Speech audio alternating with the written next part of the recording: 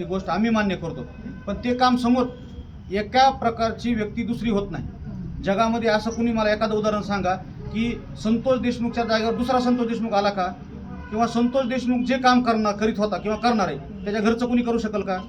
नाही करू शकणार. हे आम्ही निश्चित मान्य करतो.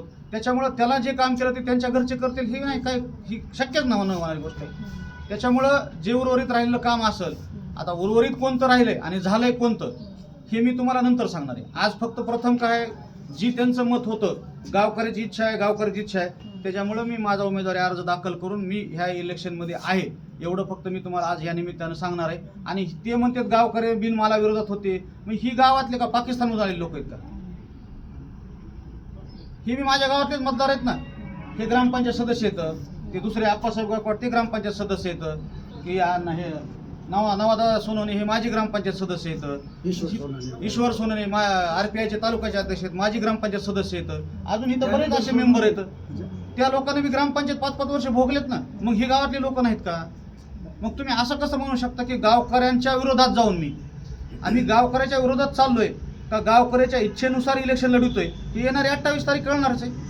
28 तारखेला लोक मतदान करतील. मी जर विरोधात गेलो असतो तर मला मतदान व्हायचं नाही, आणि मी जर खरंच गावकऱ्याच्या बाजूने उभा असेल तर मला मी निवडून येईल.